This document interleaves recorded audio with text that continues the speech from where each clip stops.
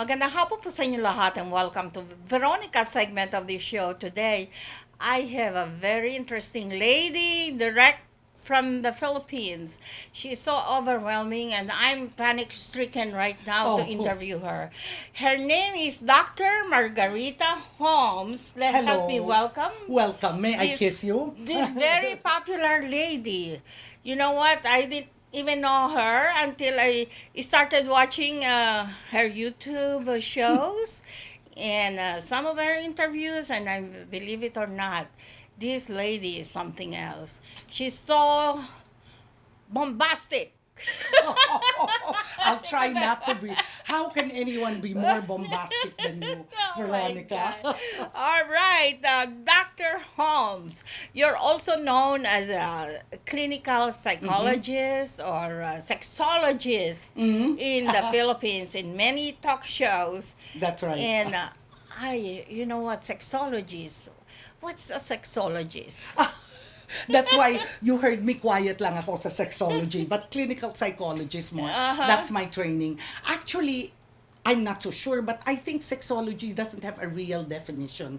In the Philippines, we just use it as anyone who is interested in sex and sana naman has studied a little bit about sex. So they have at least a little bit of expertise on the subject. Wow. But how did you get started on dealing with such a topic on the air? Oh, I think that was accidental. But the reason I wanted to go into human sexuality was because hindi ba taga-UP ka rin, ano? Okay, when I was Long in time UP, ago. yeah, pareho tayo, long time ago. Yeah, when I was in second year college, I fell in love with my professor. He was a married man. So sabi ko, oh, who can I go to get information? No, who can I go to? And I said, I cannot go to a priest because he'll tell me it's immoral. Siguro I cannot go to a psychoanalyst, and most of the psychiatrists then were psychoanalytically trained, which is like Freud, because all they'll do is look at my childhood and blame my parents. And besides, I wanted straight questions asked like, will anyone marry me if I'm no longer a virgin? Will my boyfriend know that I'm no longer a virgin? Can I just pretend? Although now that I'm a psychologist, I know pretending is not good. So then I thought there's no one to go to. So when I grow up, that's what I want to be. So that's how I got into sex therapy and making my area of expertise human sexuality. Actually based on a personal experience. All right. From there on, when you started doing this on the air, it has really gotten a lot of viewership and fans. You got lots of fans. Do I? Yes. Well, thank you. Yeah, so 22,000 hits or viewers on YouTube. Oh, really? Oh, I didn't even know You that. didn't Thank know? you. All right. Thank you. Oh, I'm so happy. Thank you. Oh, you were not visiting YouTube then, huh? Congratulations. Oh, thank you. Yeah, Yeah. wow. And well, for how long have you been a TV host? Oh, I was a TV host only for a very short time. Kaya, believe ako sa'yo for many reasons, but for that also, I was a TV host. It was a show called No Nonsense with Dr. Holmes. It was the first TV show in the Philippines which was focused solely on psychological issues. So that went on for 6 seasons. And it was good, but I found it so difficult because All right, all right. I want to ask you, what do you do when you have idiotic guests?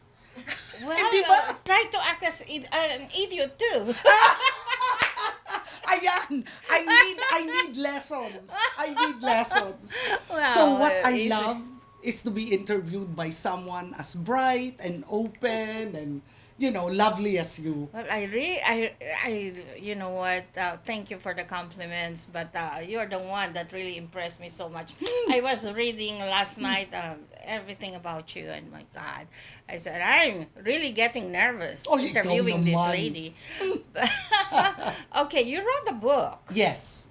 How many books have you written so far? I'm sorry, it sounds yabang, but it isn't. I think it's about 18. I've lost track because sometimes I think it's about 18. But my first book is one of the two I love the best. My first book, the one I gave you a copy of, is called Life, Oh, Love, we Lust. should have a copy of that Ah, book. yeah, I wonder where I put it. Life, Love, Lust. Yes. And then the other book, oh, three. The other book I love is the one on homosexuality in the Philippines. I love that book. And, I got a lot of criticisms for it. And then the third book that I love is the book on clinical depression. It's the first book that has ever been written on clinical depression in the Philippines. And anyway, Your topics in your book writing seems to be to run a lot of genres. yes. From homosexuality to depression to, oh my goodness. Shall I take it out of Yes. this? Ano? Yes. All right. This is your latest book, is it? Or what? Well, The it's first. it's the first. The it's, first. Yeah, it's the first book. This is the 25th anniversary edition. So it came out in 1990 when I first had my column. Came out in 1990, and in 2015 we relaunched it. Life, love, lust. Oh, Wow. you say Ah, it with I so much love the feeling. title. Who thought of that title? Life, I think it love, was me. lust. Yeah. Oh, very interesting topic. Oh my God, I cannot wait to read this. Yes, I will dedicate it later All right, for sure. autograph, Anyway, autograph. for sure. And, Shall I put it here? Yes, Yeah. yes. Okay, now were you saying that you were also a columnist? Oh, yes, yes. Right now, I am a columnist for Abante, which is a Filipino tabloid, which I love doing. Siguro, I've been a columnist for about 15, 16 years there. Really? What Yes. are you writing about? The same. The The same. title of the column is Walang Bolahan. Dr. Holmes. Yes. Okay, you're a doctor. You're called a doctor right now because you have a PhD. PhD Yes. in psychology. Yes, that's right. And when you graduated from the University of the Philippines, you were a magna cum laude too. That's right. Right. Oh my God, what a brain. Oh, Wow. And so, okay, well, is there something about your book or about what you do that you want to talk about? Why are you here in Chicago? Oh, well, I'm Yeah. here mainly to visit my very good friend, Aw. Gigi Sishi. Oh, Gigi Jose Sishi. Well, we were, classmates in Marinol from way back. But I hope sometime in the future, some Filipino organization or some will sponsor, which means not too much anyway, a book launch I'd like to do of Life, Love, Lust. Well- Sometime down the road, yeah. So you're planning to write another book Oh, in the future? In the future, but In the I'm future. hoping maybe this book. Yeah, you maybe can this have book. Sometime, when we come copies. back in I July mean, or something, maybe. You're going to have how many publishing? Has this been in first or second? Printing. Printing. Yeah, I think second because they printed quite a lot. Can I Okay. make yabang?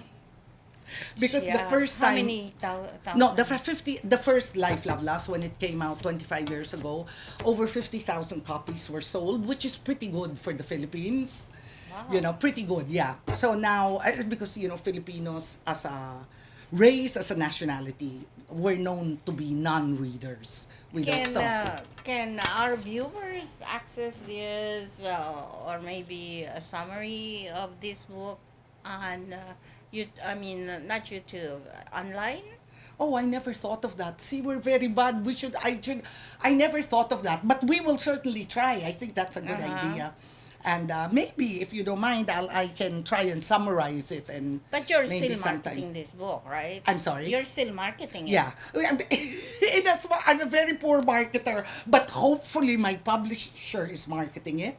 And hopefully, I don't know, some organization I'm speaking at the university. But hopefully, I would like to reach out to the Filipino community. I mean, we did it in, where? I forget, Vancouver, Amsterdam, Hong Kong, and maybe sometime we will do it here in Chicago. Is there some other things that you want to promote while you're here in Chicago? Well, I think all I want to promote is sana. Well, I'm talking to a couple of groups. I would like to launch this book, and I Yeah. hope first, Veronica, you can help me. You know And, what? We can do that because, like, oh, okay. We have an annual project called Chicago Filipino Asian American Hall of Fame, wow. which this coming October 14, we will be celebrating our 23rd year. Wow. But maybe we can start doing something for next year. If Because I'm talking to one book author who might be able to come this time. Mm-hmm. Remember the first Miss Universe Filipino? Filipina? No, no, the first Filipino Miss America. Her name is Baracchio, Baraquio. She's now a book writer too. Oh. She wants to promote her book coming to Chicago. Uh-huh.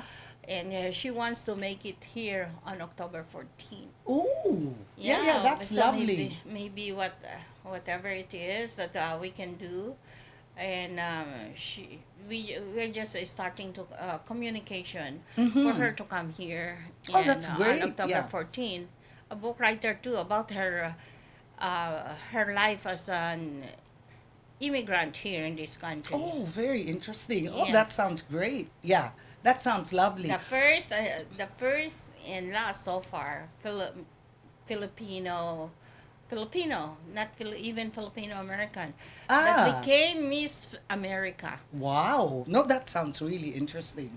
Now Yeah. writing a book and working as a principal in California. Oh, wow. That's really nice. Huh? So School beauty and principal. brains and oh, that sounds lovely. Yeah. Yes. So anyway, Doctor. Oh, I see that your maiden name is Cinco. Yes. Yes. Cinco is Chinese. Yes, that's right. Margaritas Cinco Holmes. Yes. And okay, now I really would like, because our editor is signaling me that our time is up. Yes, yes. But we can have a sequel for this interview. Of So would you like to be talking to our viewers about some interesting topics later on, Sure. and maybe on topics of sex or love and romance? Uh-huh. Oh, those are three totally, well, no, not totally Totally different. But yes, I like to. Which one you want to talk first? Well, sex is the easiest. Sex is the easiest. You know, as I like to say, sex is easy, love is hard. Love is hard, especially love that lasts hopefully a lifetime. But sometimes, but you see, the thing is, I why think is that is people. love hard Oh and my sex God. is easy? Well, you know, because sex can be a one night stand, sex can be, and it can be fun and it can be terrific, even if it's just a one night stand. Yeah. And I guess to call it love, I think you expect it to last a little bit longer than, you know, the one night or 1 week or even. And that is, I think, what is difficult there, the lasting a long time. Although, if you believe the psychoanalyst, Ethel Persons, what she says is sometimes people misunderstand what romance or a passionate kind of love is. She says that people define love, romantic love, in terms of how long it lasts. But that should not be the basis. Because what it means is, and very seldom does romantic love last a lifetime. So just because it doesn't last a lifetime, doesn't mean it was nothing. It doesn't mean it was nothing. A romantic love can last only 1 year, 2 years, 6 months, but still be one of the most meaningful things in your life. Why? Because she says what romance does is it gives you the courage to do something you would never do before. And if you will forgive me, and my husband, if you will forgive me, to give an example, it's like this, my husband is British. He worked at the Home Office in London, what they call the Square Mile. He's a banker. Now, to think of uprooting himself and coming to live in Manila to be with me, at least that's what he said, to be with me, can you imagine? I mean, what sort of a love is this? I mean, I think, in the same way that if I went and I lived So in you the UK, contributed more to. to what you're willing to do, the courage you have to do things you would not ordinarily do. But Di Dr. ba? Holmes, it Yes. takes two to tango. Yeah. And, Yes, yes. And so, as far as your husband is concerned, he moved from London, London to come to Manila, Manila. to live there and be with you. Yes. Would you term it as love, or maybe lust, or maybe some kind of attraction only? I would hope it was all three. I certainly hope the lust was there and still is. I hope. Although I've gained a lot of weight, so baka wala na. Maybe he likes Okay. it. Maybe he likes Likes- it better that Oh, way. okay. I would think. Kagaya ng Pinoy. Gusto raw ng mga Pinoy plumpies. yung malaman. Uh-huh. Malaman. Okay. And I really think certainly there was love there. I just remember a little story. I know, is when I gave a lecture in, God, where? Oh, Cagayan de Oro. Fell in love with Cagayan de Oro. And then we saw a guy who was telling us, he had some property to sell, of course, and he said, and it was beautiful. The sea was there, the mountains. And he said, Dr. Holmes, this is very good feng shui. You have the water in front, the mountains at the back, your enemies cannot attack you. And I was so excited, and he whispered to me, he said, I already moved from London to go to Manila to be with you. Please don't ask me to now move to the backwaters of Cagayan de Oro, of the province. Yeah. You- So anyway, so, yeah. So what did Manila you- na lang, hanggang Manila na lang kami. O, sige na lang. Sige na. Mm. All right, very good. That was fun. Well, anyway, so you think it is love? Love, romance, and lust. Yes. Last. All right. Last is last. Last is last. Okay.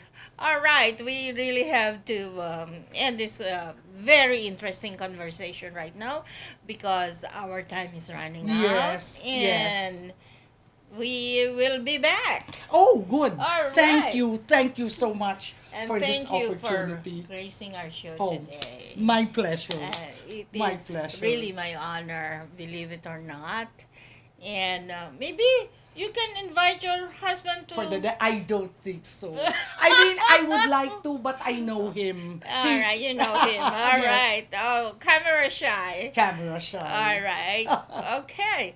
Well, Dr. Holmes, thank you Thank once you. again. And thank you for watching this Veronica segment of the show. Maraming salamat at enjoy the rest of your weekend.